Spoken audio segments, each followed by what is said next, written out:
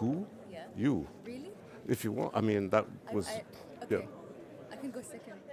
Well, we were going to go by alphabetical, and then nobody objected, but Okay. but I mean, but we can shift it if you want. It's just...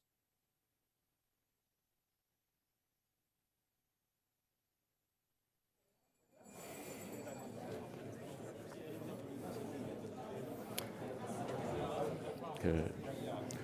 Hello, ladies and gentlemen. Hello, hello. Let's get settled down. It's always difficult after such a lavish breakfast, and for many of us, quite a late night.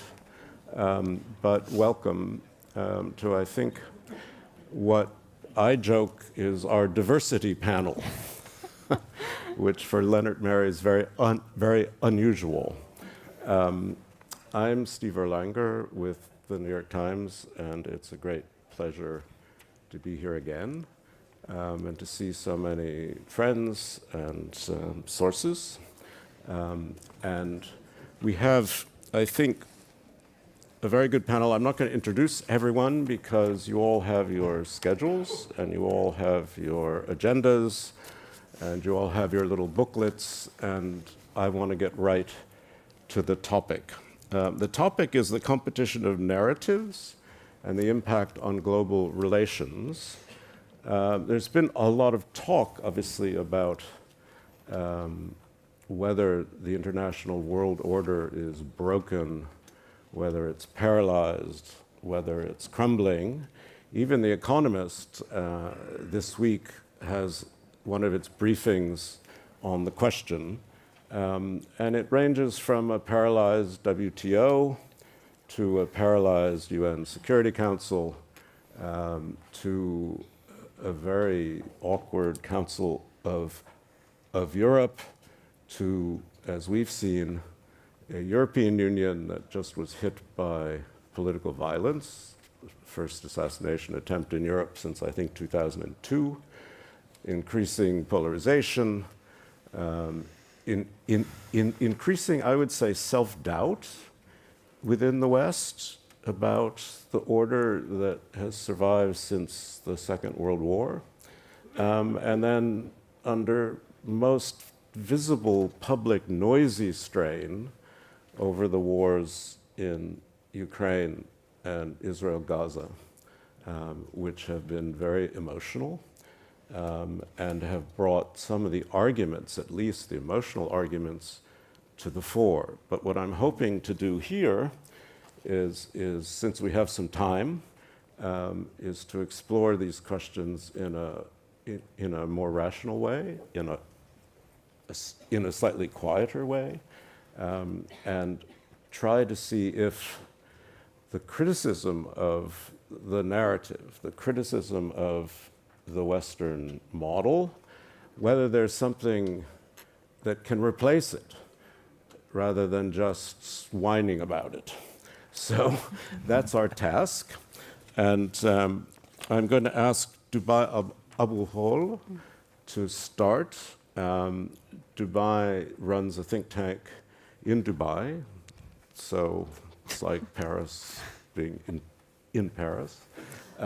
But clearly, the war in Gaza has brought out some of the anxieties, particularly the Gulf, which has, for the most part, allied itself pretty much with the Western order.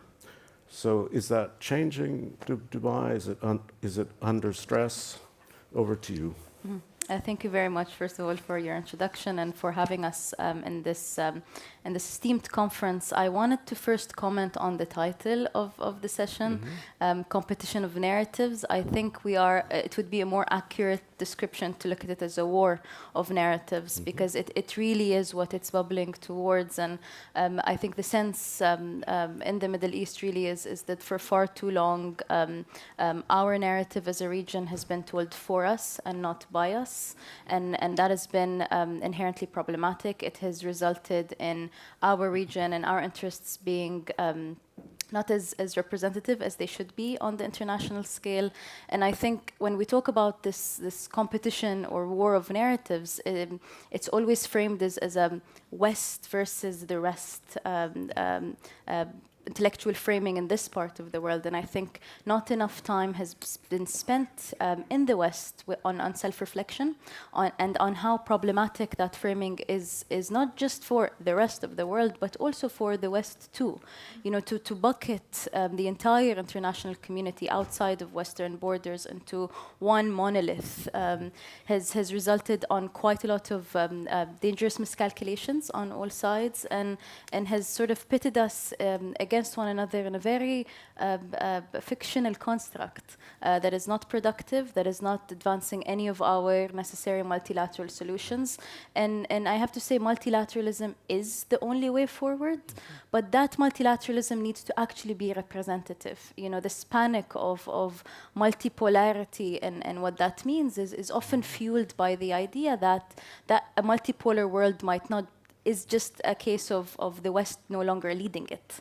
And why is that a bad thing? And when we talk about global values and rules-based international order, the view from the Middle East is there's a very selective application to that. And particularly in the Gulf, you know, growing up, I was always fascinated by all the delegations of EU parliamentarians and activists that want to come into our region to tell us how we should or should not live our lives. And it's almost comical at this point. But you have younger generations who are saying, you know, we're not buying this anymore. And, you know, if I can count the amount of international conferences that I've been to where, you know, when I look at the audience, it almost feels like they're slightly disappointed when they realize I'm not an oppressed woman that is here to ask to be saved by the West. And the term global has been conflated with the definition of Western. You know, it's almost as if, you know, we in the Middle East or in other non-Western contexts, we're not good enough unless we become a mirror image of Western values. And it doesn't need to be either or. You know, a recognition of an international world order needs to be exactly that, international, and one that avoids a one-directional lecture towards people who look like me. Can I just press you a little bit on this point, which is one of the criticisms, clearly, I mean, is hypocrisy. And of course, in my long life, international affairs has always been full of hypocrisy. This is hardly new. But is it particularly, does it strike more these days, particularly among, let's put it gently, younger people?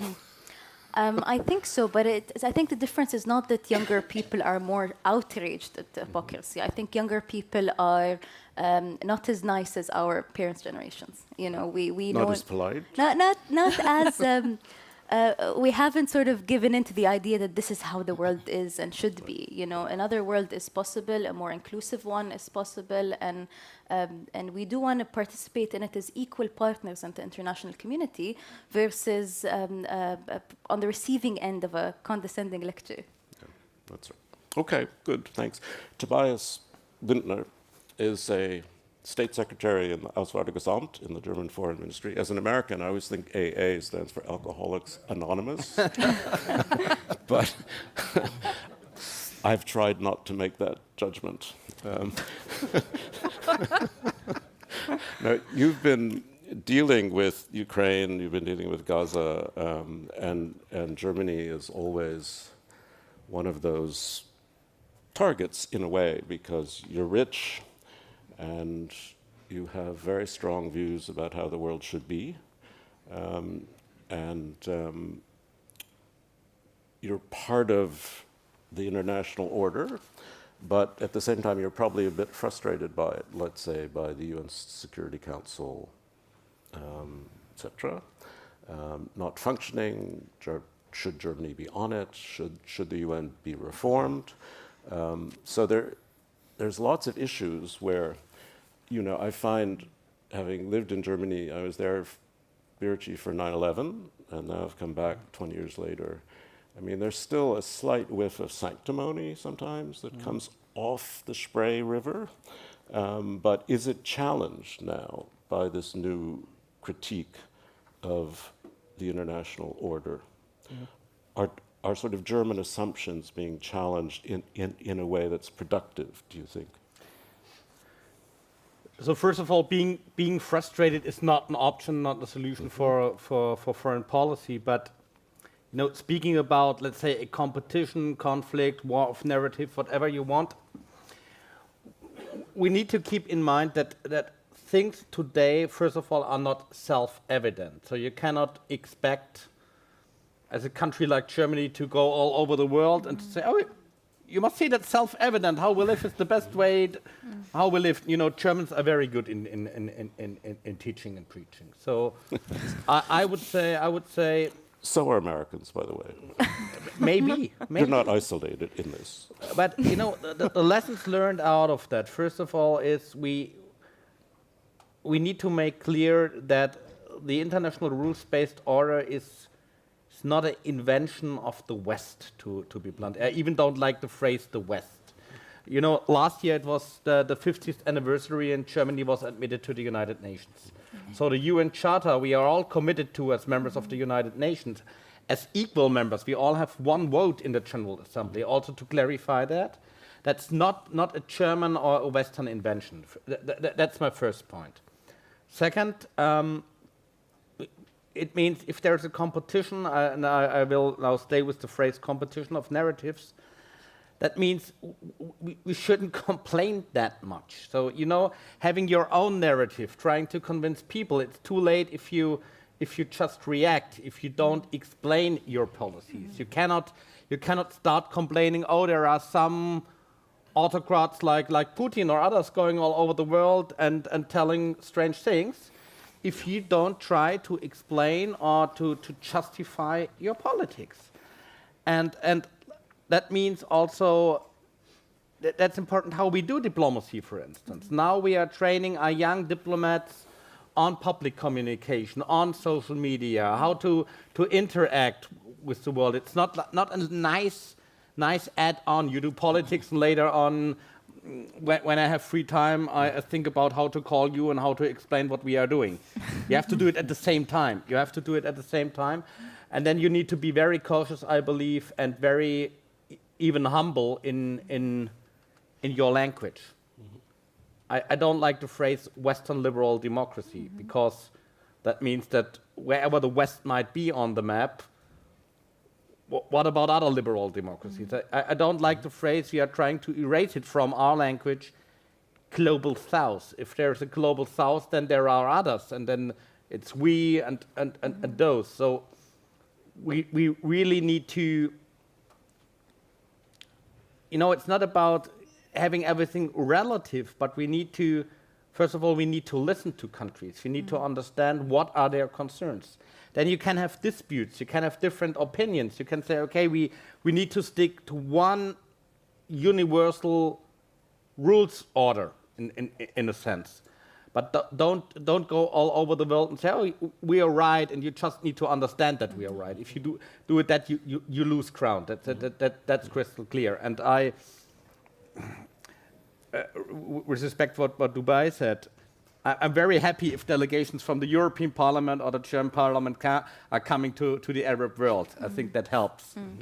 But I recommend not only to talk, but also to listen and trying to understand and trying to keep, as I said in the beginning, we are good in teaching and preaching, but try to understand what has been already achieved. And I'm always impressed, for example, when going to UAE or to other Arab countries, what has been achieved over the last decades, not only in economic terms, but also in terms how the society lives. But also, when you talk about Western liberal democracy, there are a lot of democracies in the West becoming less and less liberal, even illiberal. So what sort of model is that for anyone?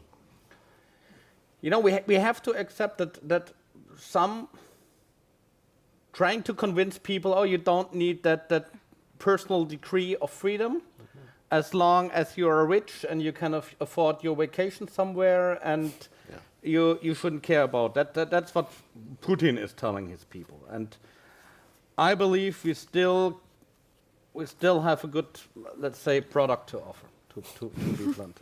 You know, when I'm here in Estonia now, second time at that conference, and we arrived on Wednesday, and I've spoken to parliamentarians, and I tried to find out, okay, how are you dealing with those parts of your population who are Russian speaking, who are living close to the border? How do you interact? And the answer was very clear. They say, okay, they can see life on both sides of the borderline.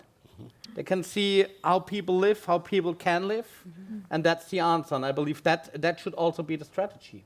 And I'm convinced we have sorry, I'm an economist by training, we have the better product to offer on the long term. And if so, then we need to sell it a lot better. I mean, because, That's true, yeah. I mean, you know, one of the problems is obviously that complicates everything is social media. So let's save that for a further discussion.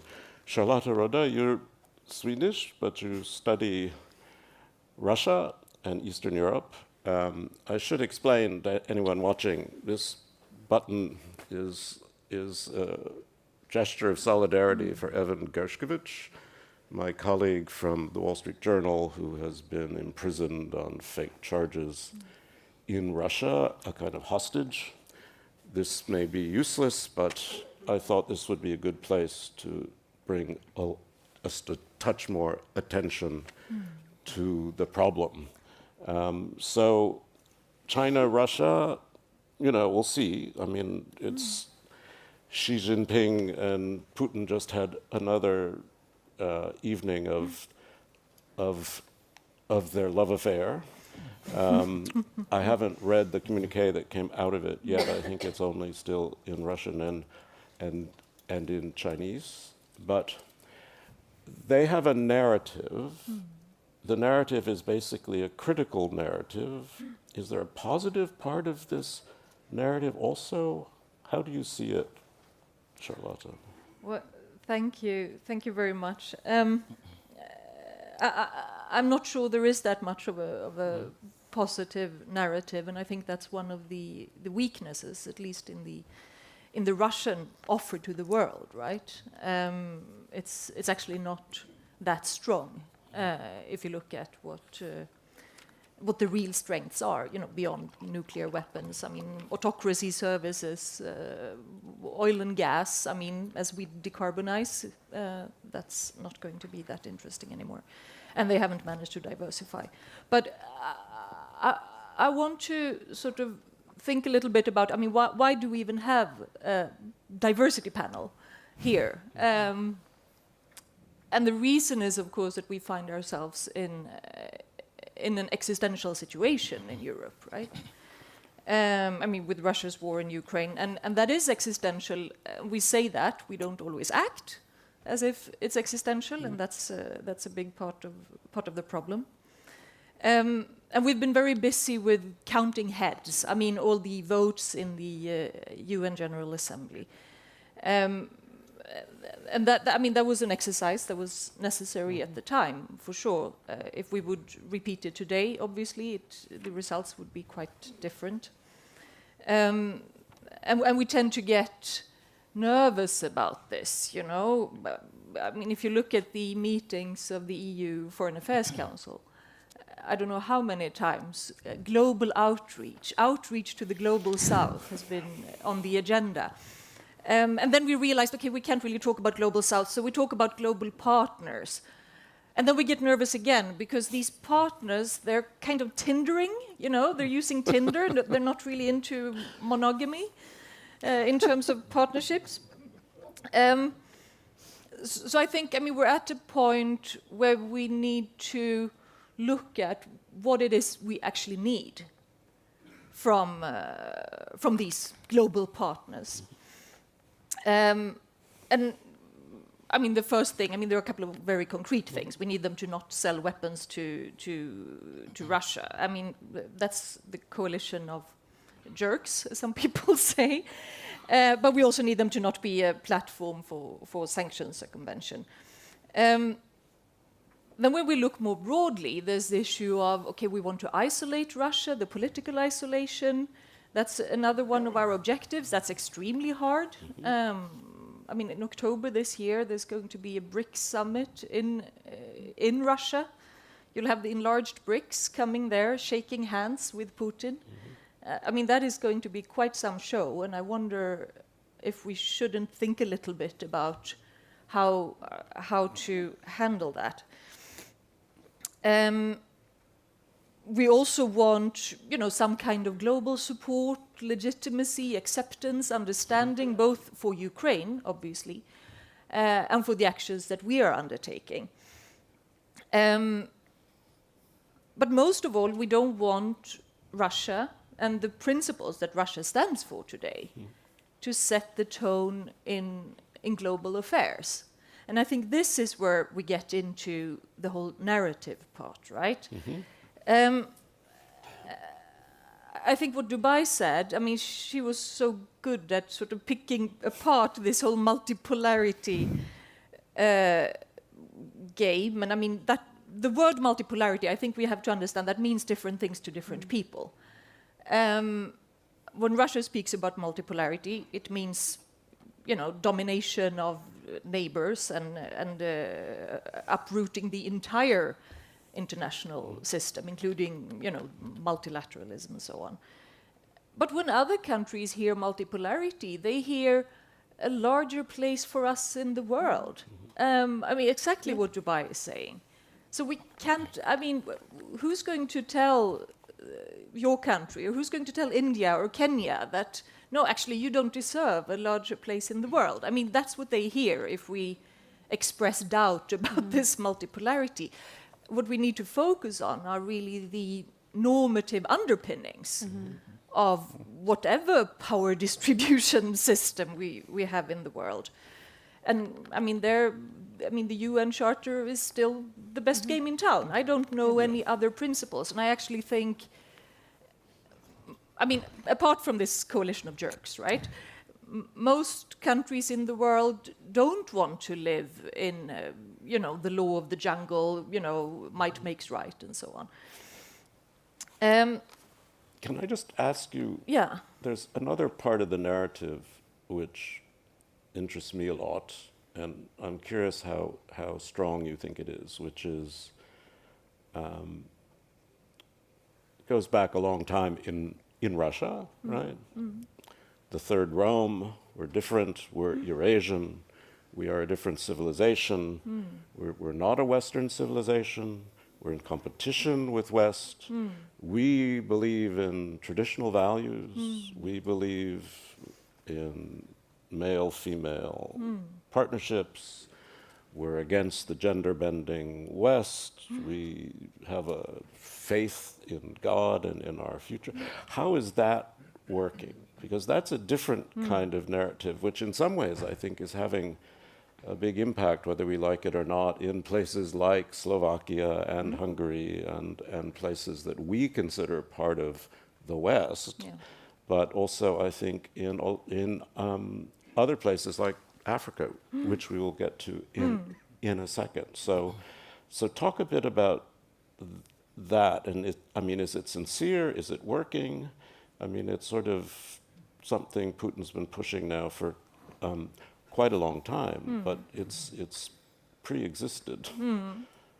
Yeah, I think that, I mean, that's an interesting question, and I think of course it works in some places, and the places you mentioned. It might also work with some of Trump's electoral base, which is, it does. I think, quite scary. I mean, when we look at, one of the things that I'm following is the development of reproductive rights in Russia, because that is, I think, the greatest gift that Russia could give to some of these movements is to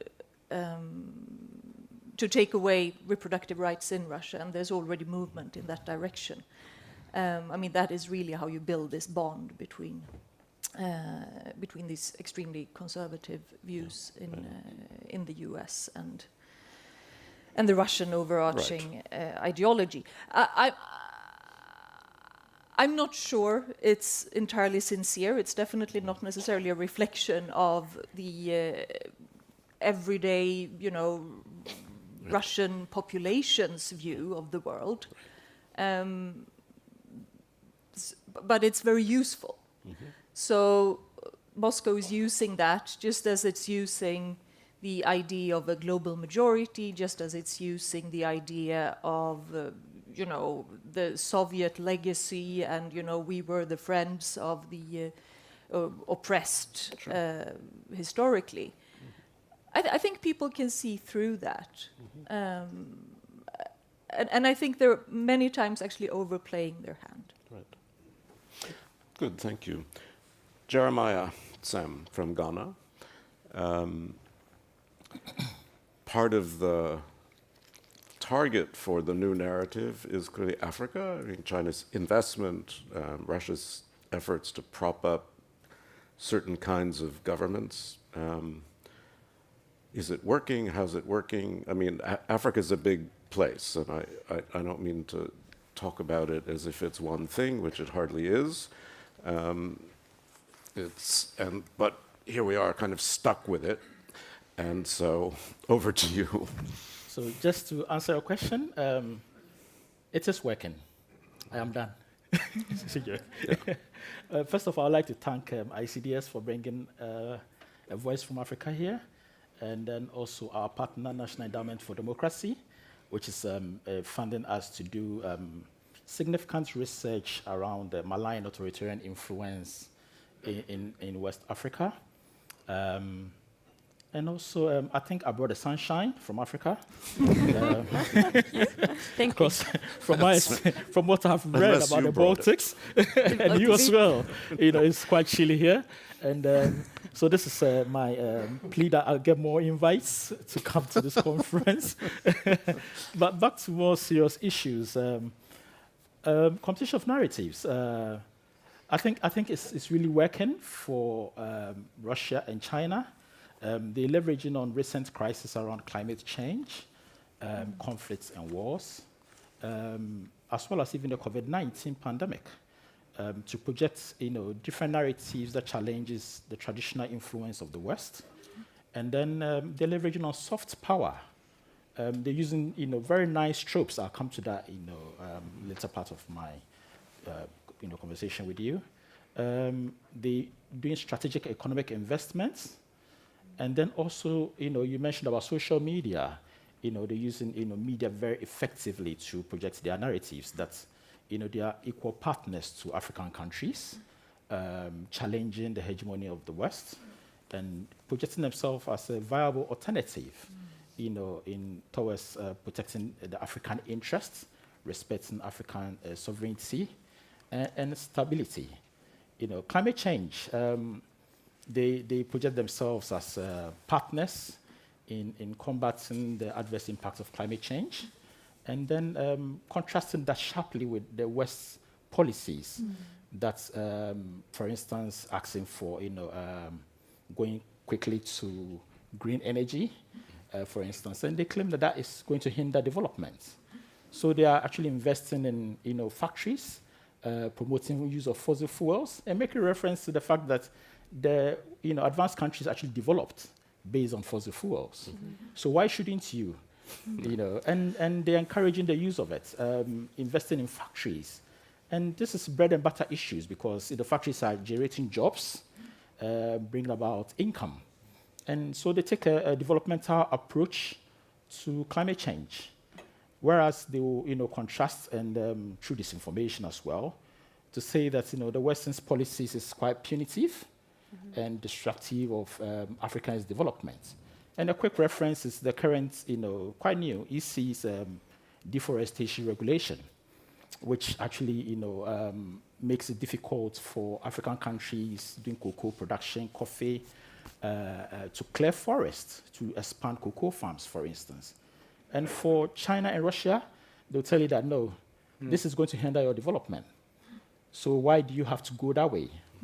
Adopt our models and develop. Same with conflicts and wars. China, for a very long time, have the narrative of non-interventionist approach. So they will sit back supports you with whatever you need. Russia is quite different. I mean, they are actually using the African Corps, former Wagner Group, to support a lot of the new, upcoming. I don't want to refer to them as coup d'etat leaders, but yes, in the Sahel region in West Africa. It's just all across Africa. Yes, all across Sahel. Right from Guinea all the way to Niger. Wagner is in there. We haven't found a direct link to their interventions, to the military coup d'etats, but the evidence is clear. When Mali coup d'etat happened, citizens were waving Russian flags and burning French flags. They're actually, pushing the French companies out. They're creating the fertile grounds, and they are leveraging on, capitalizing on grievances, such as NATO's intervention in Libya, French intervention in Ivory Coast, which, leaves long-lasting conflicts, humanitarian crisis. And they said, no, we respect your sovereignty. We are with you in this. And indeed, when we went to Mali in one of our research, we couldn't find an expert to talk to about the things that Russia is doing in Mali. One, they're afraid because most of the contracts the governments have with foreign countries is with Russia. And others said, no, Mali is actually doing well fighting rebels since Russian and Wagner came in. Yeah. So they are good for us. And they claim, the narrative is that we protect your sovereignty, we want your stability, whereas the West is seen as, projecting neo-colonialism adventures through their military interventions. So they are, winning in a way. COVID-19, I mentioned that earlier. Well, I was going to ask you about that because, in a way, that's one of the issues that started the debate. Absolutely. Right? Which was the West only giving itself vaccines. Exactly. So they leveraged on that, accusing the West of hoarding vaccines, limited supply of vaccines. And they were very quick.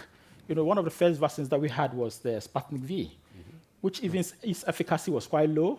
You had to take, in some countries, you had to take several shots. But that was what was available. And they said, look, we care for you. We came in when you need it. The West actually hoarding it. They're protecting copyrights for big farmers, for profits, instead of your lives, protecting your lives. And they thought that, no, we are more partners to you, we are more efficient in, your healthcare and all of that. And through all of this, they are gaining a lot of soft power because when they come in, they look at immediate needs, low-hanging fruits. So you don't have electricity, we quickly will put in a dam for you. Your roads are bad, we quickly will construct a road for you. And all these big projects are all over dotted across Africa.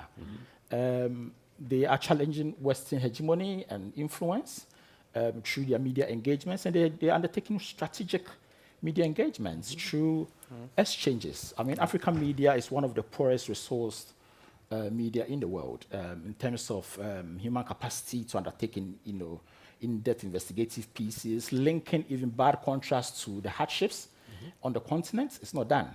And they're getting this first-class treatment to Beijing and Moscow, and they come back and their editorial policy is totally a change. Yeah. They are being resourced with computers and cameras. I mean, the person, your hands are in their mouth. How do you criticize them? How do you, get alternative narrative? Right.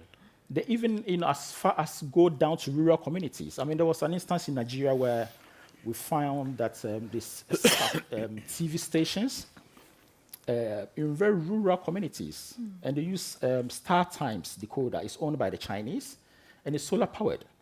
This community, some of them haven't even seen television before. All of a sudden, they see these big screens. It's on 24/7. Community members go and sit and chat, and it's all showing Russia and Chinese propaganda. Right. How do you change the narrative in that? Right. You see, no, I mean, and of course, there's been a bit of a pushback against Chinese loans, for instance. I mean, a bit of anxiety, but I mean, I've been very intrigued, especially, and we can go into it later, but just about what the Wagner Group was. I mean, how successful it's been. I mean, particularly in French, so-called French Africa, old French Africa. I mean, that's where the change of narrative has gotten real. Yeah. it's on the ground. Yeah. It's I'm not just happy in the air. you brought the loans and Chinese agreements. I mean, there's this huge thing I'm sure you've all heard about the debt trap diplomacy by the Chinese, and it's basically bring a lot of hardship. So I like to describe the Chinese intervention as more as climate change. It comes in slowly and lives with you forever. Whereas the Russians come in as a tsunami, or hurricane, just hits you and destroys everything, But the debt trap diplomacy is quite key. A country like Kenya had to withhold paychecks for thousands of civil servants, basically to service Chinese loans. Recently, the chief economic advisor to President Ruto tweeted that paychecks or defaults, take your pick. Right. And they've introduced a lot of taxes, and this is bringing down. No, I mean, I bring this up partly because it's a little bit of a counterweight to this notion that there's one narrative that's winning. So what I want to do is open it up and just ask you all, whoever wants to do this. I mean, in some ways the narrative works, but is there a counter order that is being built, that's being laid out, that's being discussed, or is it simply just let's undermine what there is and then let's live happily in these kind of regional empires? Go ahead. I think one very important policy point on that is the need to move multilateral reform from being a talking point every year at the UNGA to actually mobilize what that looks like. Because the question of, is the current world order working? I think the simple answer is no. But what are we going to do about it? We can't just throw our hands up in the air and say, no, multilateralism is the only way forward, but serious reform needs to happen at the level of the UN Security Council. But also there needs to be an openness from this part of the world as well to alternative forms of multilateral alignments and institution building. Try to be more specific. Yes. I think regions outside of this have been trying to build alternative, maybe minilateral formats that can then be scaled up. So if we look at multilateralism and try to agree on everything, we're going to be stuck where we are. But if we say, okay, if we don't agree on X, Y, and Z, how about things like climate change, for example? Can we look at multilateral reform going forward thematically versus regionally? And looking at groupings of different countries, sort of like a law firm, coming in together to solve a specific case and then scaling up versus being stuck in ideological ways and having that result in not addressing some of key global issues like water security, like women's rights, like climate action as well. So trying to look at multilateral reform thematically versus regionally can be a way forward. If I may make 2 or 3 quick comments. First of all, I think it's important to agree on what could X, Y, Z be. Yes. I'm not willing to, let's say, that we can disagree on the UN Charter, for instance. That's something we all have to stick to. And I totally agree with you. We need to improve the UN system. It's the only system we have. Yeah. And I think, as you know, Germany is pushing together with many others for a reform of the Security Council. But to be honest, not in our own interest. We do not even know if we might sit there one day as a permanent member. But we are convinced that's the reason that the UN Security Council must represent the world as it is today and in the future, and not as it was. And therefore, it's in our common interest to have a functioning international system. And at the same time, we need to accept and to take into account that we see, I would call it, growing regional alliances, like the Gulf Cooperation Council, for instance. And we shouldn't complain about it. We should interact. So I think it's a good development that now the European Union and the GCC are meeting regularly on the ministers' level and trying to exchange views. That's the only way forward to listen and to talk to each other. And last but not least, because Steve, you asked, okay, is there an alternative international order being built? I would say, first of all, it's not being built. Some try to do it, like with Belt and Road Initiative or Global Security Initiative. Second, there's a big disagreement also among the BRICS countries what that order should be. Russia is trying to avoid any rules in that order, trying to have the rule of the strongest, while China is pursuing a different approach. And last thought, you know, we shouldn't complain about, since I've said the Belt and Road Initiative, if we do not have something alternative to offer. I've once heard a voice from Africa who said, you know, if the Chinese are coming, they are bringing an airport. If the Europeans are coming, they give you a lecture. So first of all, sometimes the lecture might make sense if you also listen to other lectures. But you need to offer in terms of economic development and other. You know, I cannot complain about what you described if I don't have an alternative solution and something on the table. That's my point. Well, part of the problem is not just the EU comes with a lecture, it comes with conditions. Exactly. And China doesn't really come with it. China doesn't really care about conditions. I mean, I would disagree. There's no offer without conditions. If the Chinese come, the conditions might be a loan, and if you cannot serve that loan one day, they might take the infrastructure. Sure, so there's no offer with no strings attached. I accept that. I would say it's just when I was thinking of Tunisia, for instance. I mean, it was a great failure on the part of Europe to help the Tunisian revolution, partly because there were so many conditions on EU help that it became almost impossible to take it. I mean, this is not your responsibility, but I mean, Charlotta, please. I wanted to agree with what Tobias said. I mean, it doesn't come without conditions, but especially I think what the Chinese are managing to do, and the Russians as well. I mean, when you speak about the roads and the COVID shots and whatever, I mean, is that they get political leverage out of all this, right? I mean, I think our countries, I mean, Sweden, Germany, others, have actually contributed to a lot of roads and hospitals and, you know, maybe not airports in Africa, but we haven't managed to actually get anything back, you know. And I mean, that's on us. I mean, it's because of how our system works. And I think, I mean, now is maybe the time when we need to start thinking a little bit more in terms of transactionalism, which is something that is super hard for a country like Sweden. You know, we get really nervous. You're so nice. We're, you know, it's scary.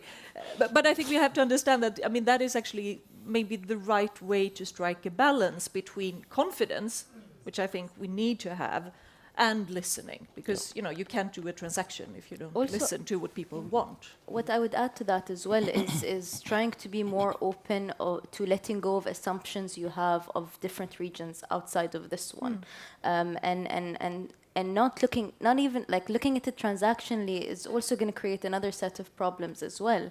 I think moving away, you know, we always say no one would know our region more than we do, and I think that also applies to the African context, and it needs to be an actual two-way dialogue as opposed to a one-directional one, and that helps both sides. I mean, one thing actually I wanted to just ask you, Tobias, when you think about UN Security Council reform, right? Obviously, part of the problem is representation. I mean, the world's changed. There's India, Brazil, Germany. I mean, there's always a debate about whether the EU should have one seat rather than a bunch of seats. Now that Britain's out, it's become less of an argument. But the problem is the veto structure. I mean, is there anyone talking seriously about changing the veto structure? Because at the moment, it's totally paralyzed. Even on Iran, I mean, having covered the JCPOA sad tale, at that point, you had Russia and China helping to constrain Iran. And now they're in bed with Iran. And Iran is funding, you know, is giving drones. And China's basically giving Russia in Ukraine everything short of a weapon, every component short of a weapon, and it's buying Russian oil, it's buying Iranian oil. So this is part of what Yeah. Anyway, go ahead. But let's be honest. Let's be honest. First of all, Please. the veto power is a problem. Second, I don't have any solution for the current blockade sometimes in the Security Council. And third, I would be surprised if a veto power at one day would say, I give back my veto power. Sure. If that happens, I invite many in this room to, I don't know, the bar or nice dinner or whatever. But what we can do, and what already has been achieved during the last 2.5 years, is to make it more difficult, or to at least increase the political price for using your veto. So that so-called Liechtenstein initiative, that if you use your veto, then the General Assembly can have a debate about the reasons why the veto has been used. Right. At least that's an improvement. That's not the solution to all. That's sort of more like name and shame. Yeah, but let's work into that direction, and let's try to strengthen also the power of the General Assembly of the United Nations. I'm a little bit annoyed that when we are speaking about a reform of the UN, we are only focused on the Security Council. Yes, that's a big issue, but it's also an issue, what's the power of the General Assembly, how are UN institutions working, are we using effectively the money, and all those things. Fair enough. Jeremiah, is there a is there a view on this? Yeah, so I think I'll pick up from what Charlotta said about the West coming in with yes, you do investments in quite a lot of things, not as huge as in China and Russia, not even Russia. China is doing. I mean, they have different tropes like the Silk Road Safari, the Pandas Paw, describing their relationships. They have the Bear's Hug, which is like how the Russians are building relationships with African leaders. But it's tight. It's a quite tight hug that they can get themselves off. But the key thing that they leverage on is double standards from the West. So an example I'll give is recently during the Qatar Football World Cup. I mean, Qatar stands on LGBTQ and how harsh their policies were. Did not receive that criticisms as what they did, but the sanctions compared to Uganda and Ghana trying to pass LGBTQ laws, for instance, being threatened with economic sanctions. And I think the key thing is, we want to see some, fairness in how the West applies policies and sanctions, for instance. Qatar and other, allies to the West have very bad humanitarian human rights records, but still, they do get businesses from the West. Whereas, Africans are dealt harshly on that.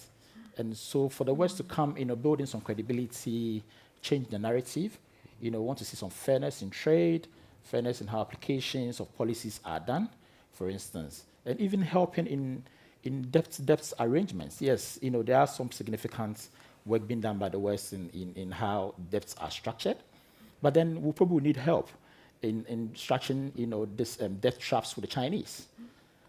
For instance, how even our procurement is done. All of a sudden, the West are just losing out on all big procurements in Africa. China is winning it all. There was a joke I heard recently that they have listening devices in all the infrastructures that they are, donating to us. Ghana's Ministry of Foreign Affairs, Ministry of Defense, was actually donated by the Chinese. These are key infrastructures, and as soon as there's a conversation that is going to be a procurement, you see Chinese investors already on the ground. How are you going to compete with that? You see, so the West needs to do more. And have you checked those buildings for listening devices? No, I think the AU's headquarters itself, I think it's recently that they found out that they had the listening devices in there. But then more needs to be done in terms of fairness, application of policies and sanctions and what have you. Sure. I want to raise it. What has been the impact of Ukraine and Gaza on this debate? And I open this to everyone. This is not just for Dubai to have to answer. It's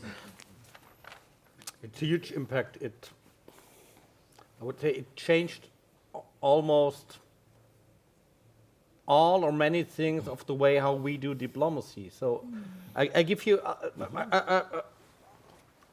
I'm restraining myself to Ukraine because otherwise I'm getting too long, but I give you 2 examples. That's okay. When the Russian full-scale invasion started, Germany was being accused for several reasons that we are the last one, we are too late, we are too skeptical, we are not supporting enough. I think in the Baltic countries you know this story even more detailed than I do.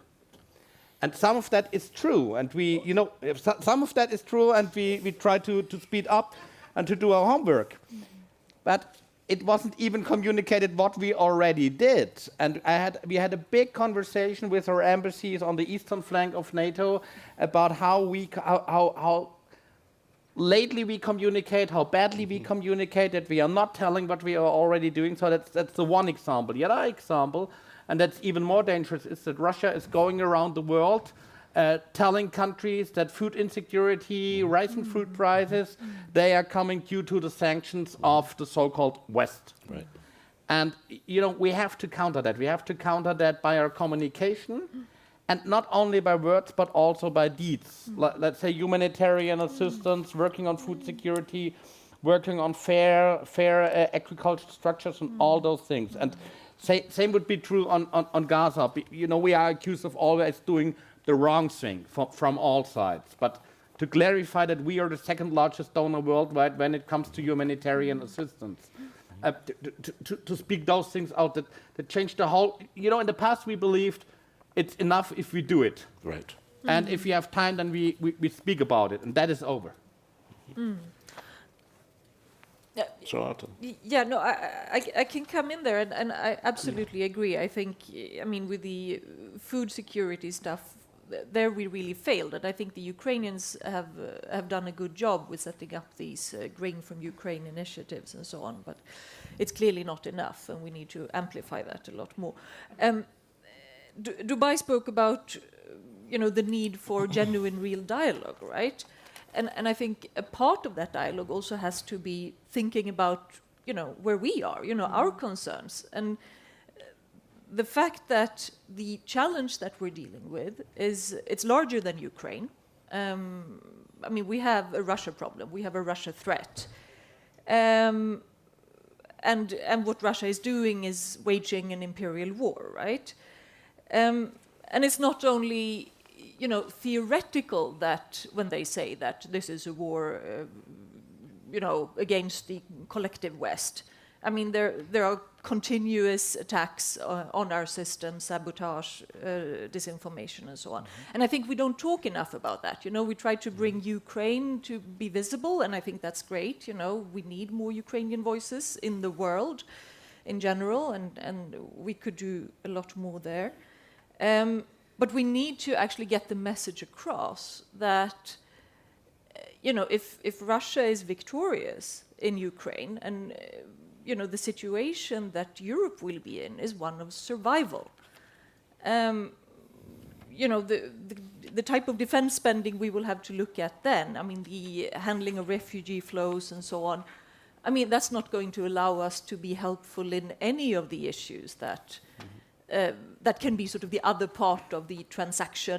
Be it help with debt relief, be it, fair trade practices, be it climate finance or what have you. It will just take away our ability to act on all these things. Yeah. And it would do a lot of damage to our narrative that we're trying to sell, by the way.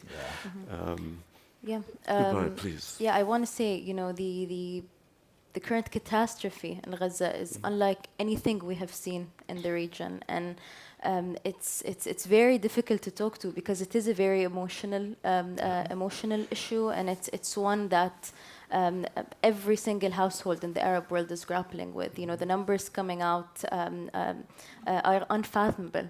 Over 14,000 children have been killed, and there's a growing disillusionment that I don't think this part of the world is realizing that is happening. A growing disillusionment with international law, with international humanitarian law, and with how it's been selectively applied. And I always say I am a multilateralist. I will always believe in international law. But it seems like it does not want to believe in us. It seems like Arab and Palestinian lives don't matter as much, and the way that the global or Western reaction has been towards these casualties and the compounding situation has been, you know, a disappointment, to say the least. And you know, the way forward is not, you know, for us to speak in isolation, but it is also to recognize, you know, the impact that this will have for generations to come on how the Arab world also views the West. And you know, we do want to continue, you know, believing that the international community cares about our region, but it's getting increasingly hard to believe that. Do you take encouragement from a lot of the student protests in America and in Europe? I mean, you know, there have been sometimes one wonders if people know which river, which sea, but the fact is they are outraged by the toll of death and destruction. And so, I mean, do you feel like the mood's changing a bit? I think, and this relates to social media as well, which is a point you wanted to bring up earlier. I think there's definitely a change in tone when it comes to better understanding the Palestinian context and the Arab reality on the ground. I think, yes, there's definitely hope in where that is going, but it's still very paralyzing. You know, it's still very. As I say, you know, we want to continue believing in a multilateral system that can help solve these global issues, but it's very difficult to convince young people, you know, who have had, you know, their families, their houses, you know, their whole lives completely dismantled and taken away from them. It's very hard to convince them and to continue believing in the current world order. And of course, what one sees now with social media, as you see ordinary people in distress, Yes. Whose experiences are now spread worldwide, which are not fake. It's not disinformation, it's real. And it touches people in a way I can't remember any other war having done. And this is a big change too, I think. Do you think credibility of America is suffering considerably? And if so, will do you think, I mean, who knows, but will that be lasting? I mean, on the Gaza front, I feel a bit guilty that Africa is a bit distant on that. You don't hear a lot of African voices in that conversation because I think it's a bit far removed from us, and it's more played around religion. Christians, you know, back in Israel, and Muslims back in Palestinians, pure and simple, divided on that. But because it's not hitting us as in terms of economic wise, like the Ukraine war, then, you know, we are more, you know, concerned about what is happening in Ukraine, for instance, because we haven't finished dealing with that. And then Gaza came on. And for us, still about concerned about food insecurities, shortages in fertilizer for our farmers, which a chunk of it comes from, you know, Ukraine, and even access to financial capital markets, where, you know, Europe and the Western world are, you know, now investing in themselves rather than, you know, having excess funds for supporting African initiatives. So that is a major concern for us. But then, you know, the oil and gas producing countries also see opportunities. You know, where Western sanctions in using the Russian gases now is being coming from Africa. So in that sense, African oil and gas countries are finding markets, new markets. But the other side of it also in the Russian-Ukraine war is Russia doubling its efforts to find new markets in our region to counter sanctions against them. And Africa is really propping up Russia in terms of, you know, giving them access to diamond mines, gold mines, you know, access to some of our, you know, markets to prop up and counter sanctions. And you've seen, you know, all of a sudden, the Russian foreign minister is visiting loads of African countries. African presidents are visiting Putin and shaking hands, you know, forming new partnerships. What's going to be the long-term effect on that and our relationship with the West? Case in point is Russia finding new allies when the UN Assembly met in 2022 to condemn Russia's interventions. A lot of African countries actually abstained from voting. Some actually voted, against it. And what's the implication of that? In case Russia wins, what does it mean? Yeah, well, exactly. Yeah. But I mean, just to come back, and then I do want to go to your questions, but not just yet. Soon. The Western order, general assumption is America leads it. Is its position being badly undermined by the destruction of Gaza? Having said that, I don't know who wants Hamas to win other than Iran. The Gulf doesn't want Hamas to win. Fatah doesn't want Hamas to win. Mm-hmm. Jordan doesn't want Hamas to win. So is this American effort to somehow find the right balance undermining American reputation in the world in terms of these narratives?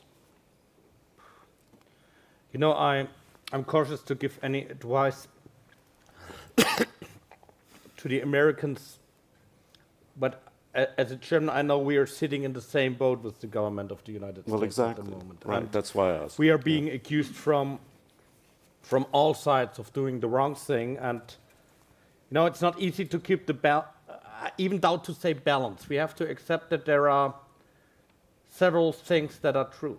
What happened on October the 7th was a terrorist attack, and there's a legitimate right of self-defense. But that right needs to be acted out within international humanitarian law.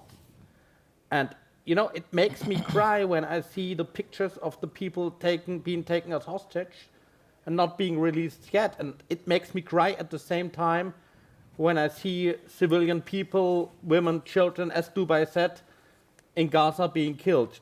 Too much and too many and for too long.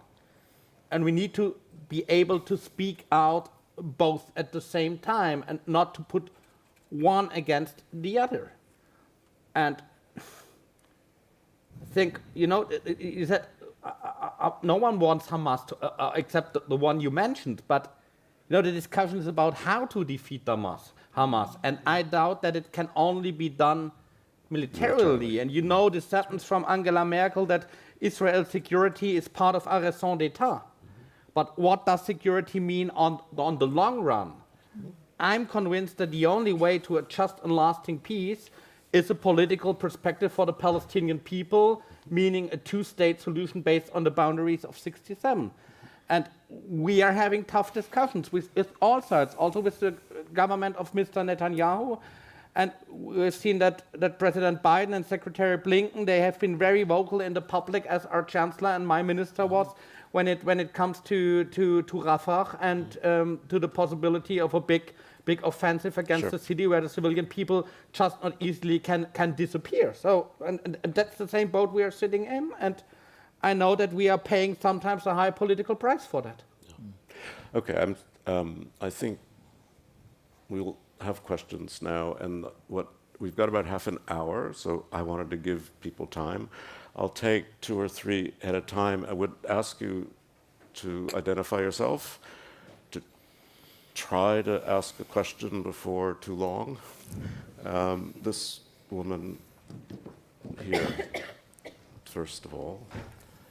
Thank you for a very interesting panel and for all your thoughts. My name is Katarina Tratsch. I'm a senior fellow with the Stockholm Free World Forum and an independent strategic communications advisor. I want to go back to the main title, namely the competition of narratives and its impact on global relations, and go back to what Tobias said, that it's rather a war of narratives than a competition. And then sort of connect back to what Tobias said about us, namely liberal democracies, having a better product to sell.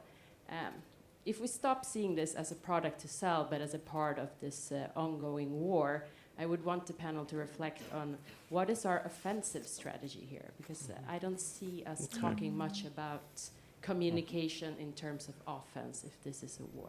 Okay. Thank you. Thank you. This gentleman here.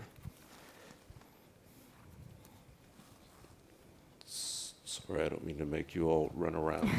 Hello, my name is Johannes Timm. I'm from Stiftung Wissenschaft und Politik in Berlin. I'm always a little concerned if we focus too much on narratives as in messaging and not focus so much on the underlying issues. And I mean, we've touched on many of these issues of double standards, of hypocrisy, and some of them are very real. So the vaccine issue is a very real one. And in this case, it was actually the Europeans who resisted opening up the patents for more vaccines to be produced and to be distributed around the world. So I don't think this is a problem of narrative. I think it's a problem of policy. And I can go through many issues that are like that. We're talking about the war in Ukraine. Just sort of, what are a couple that we missed here? Right. I mean, we're talking about the war in Ukraine, rightly so. We're talking about the war in Gaza, rightly so. We're not talking about the war in Sudan. Right. And it's not like the West has a monopoly on hypocrisy and double standards, right? I mean, the Emirates are supporting one of the parties in the war in Sudan. There was just an Atlantic cover about land grabbing in Tanzania, which is in part done by rich Emiratis to found game reserves. But my point is we have to address the underlying issues, then the narrative will follow. And I would like to ask anyone in the panel who would like to comment if there are specific underlying issues that we could address right now and how we could do that. Thank you. Could you pass the microphone down to this gentleman? Thank you. Thank you very much. Anton Shekhovtsov, Center for Democratic Integrity, Austria. I have a question to Dubai and Jeremiah, and it's a very quick question. You mentioned disinformation. You mentioned these false narratives. Many of them are distributed via social networks. And the EU, for example, the US, they have at least some form of cooperation with the social networks, targeting that disinformation propaganda. What are your experiences in your country about the cooperation with social networks and attempts to maybe curtail the spread of disinformation? Okay, great. So who would like to, on the panel, to start with an answer? Can I start on Katarina's question? Because I think she's really, thank you for that. I think you're really sort of identifying one of the weaknesses we have. I mean, the lack of an offensive strategy. I mean, what we do as sort of Western governments really becomes, a question of having really good lines to take and, being really good at formulating an embassy tweet. And that's not, that's just not enough. I mean, Vera Jourova was here yesterday on the first panel. Yeah, she was. And I think she made a really good point about the fact that, I mean, Russia, they're masters of propaganda, and they use a lot of methods that we would never use. But maybe we could actually adopt some of their tools, not the methods, but the tools. So, I mean, for example, what would be a useful tool to adapt? I mean, let me just tell you a story. I was in rural Zambia a couple of months ago, speaking with students at a university there in a small town about Russia and Ukraine and the war, and most of them didn't know much about it. But what they did know, or what they thought they knew, was that Ukraine is not really a real country, and NATO expansion is, of course, infringing on Russian security. And then you think, where do they get that from? It's so cheap to spread these messages through, social media influencers, WhatsApp groups, what have you. And then I went back to Lusaka and I spoke with the embassies there. I spoke with people and I said, okay, so what are you doing on this? What are you doing on disinformation? What are you doing on, and they were like, we just don't want to talk about it. So, there's really a war. I mean, we're leaving walkover in this sphere. And I think we really need to step up our game and think in new ways. So, and maybe be less shy. Exactly. The confidence part is what's lacking to build an offensive strategy. May I make two quick comments? And first of all, you're totally tomorrow. today when I sat at breakfast with my team, I was told, don't say lines to take, but now I do it, because we are having, counting the embassies and consulates, 225 missions abroad as Germany.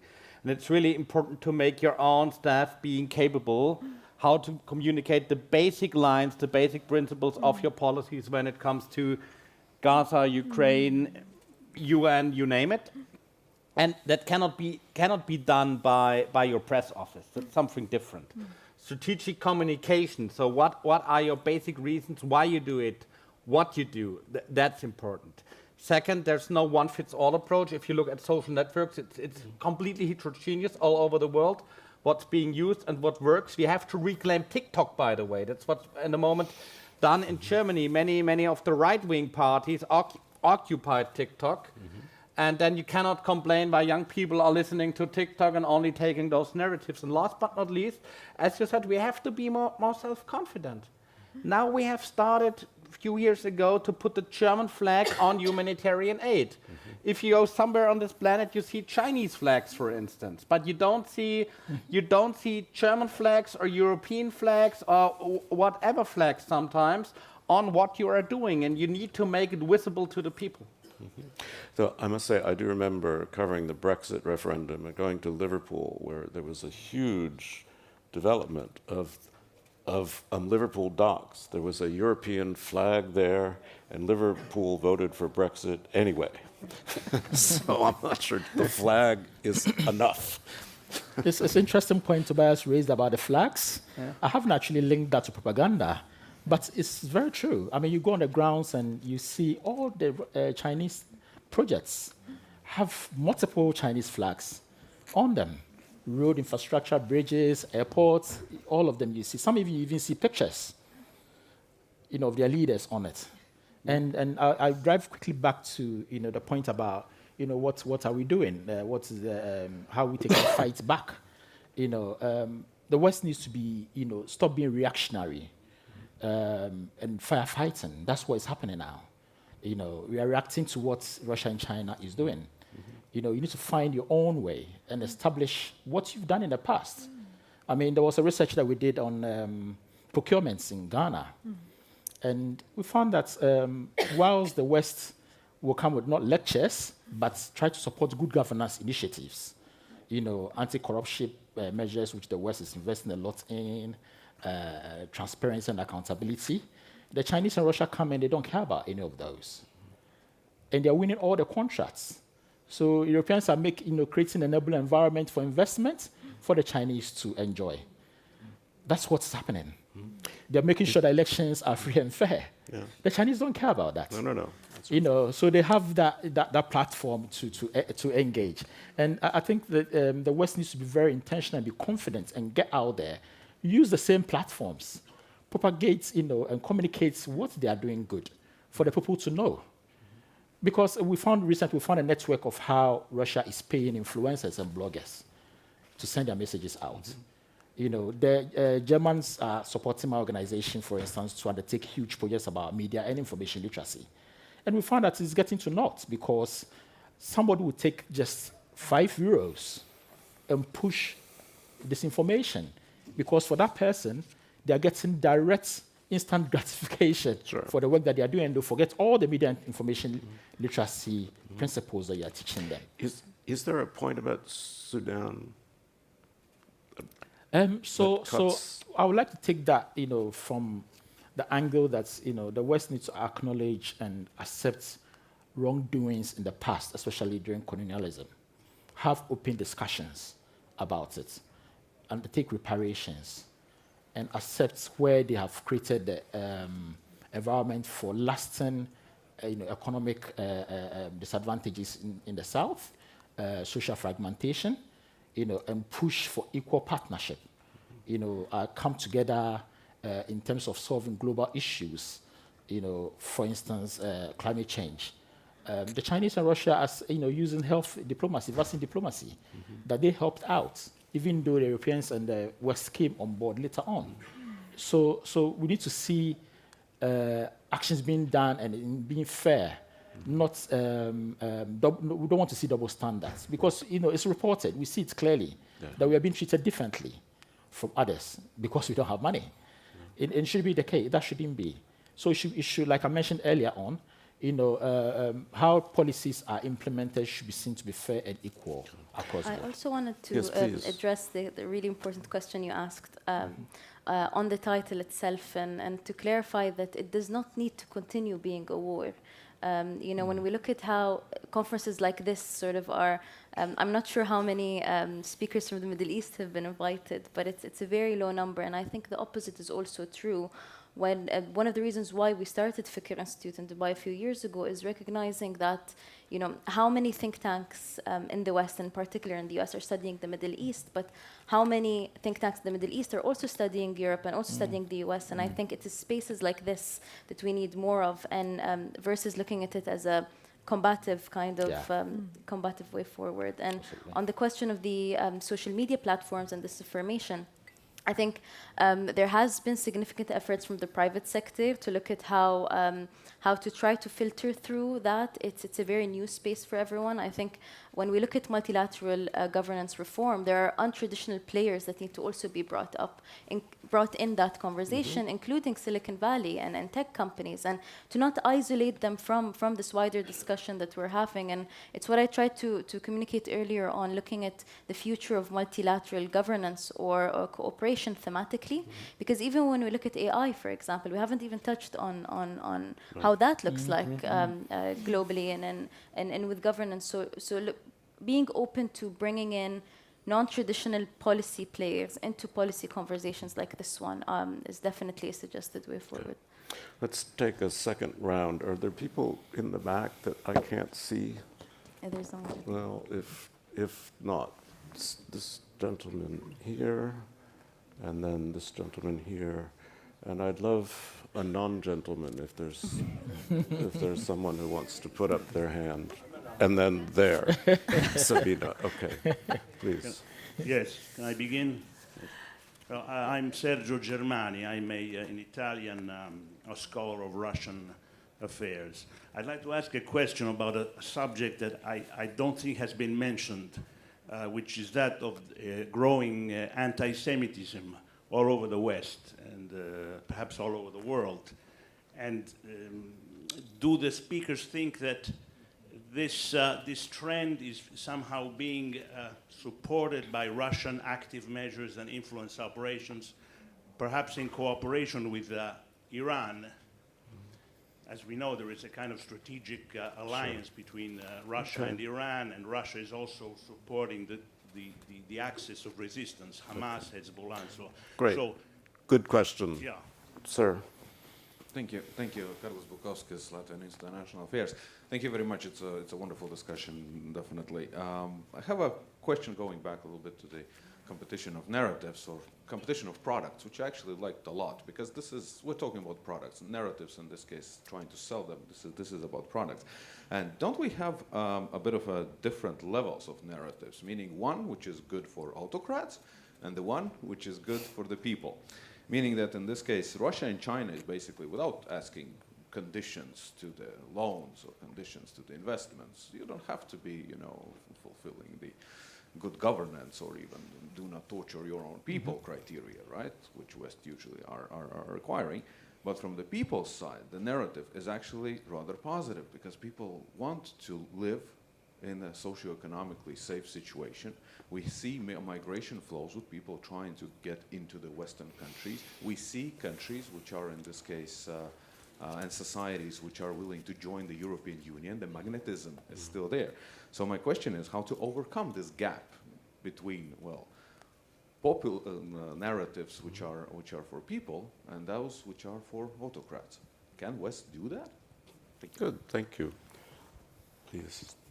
Yeah, thank you very much, Sabine Fischer from the German Institute for International and Security Affairs. We just established among ourselves that a non-gentleman is actually a man with bad habits, but I'm sure there's no one like this here in this room. It's not my phrase, it's hers. So. But anyway, I wanted to come back to something that Jeremiah Sam said in one of your interventions. You asked, what would it actually mean if Russia won this war in your part of the world? And I would like to throw that back to you and ask you to speculate a little bit about it. I don't know about other people in this room, but I really could use some enlightenment on this. And actually, I would be very grateful if you could also share some thoughts about this. Thank you. Okay, great. Well, we've got about 9 minutes left, so let's go back to the panel. And you've each got about 2 minutes, and then I will cut you off. So who wants to start? So I'll go very quickly with the last question. I mean, it's a simple playbook that Russia is using in Africa. And if they do win, it's just go to embolden autocrats in Africa to basically adopt the model and be proper dictators.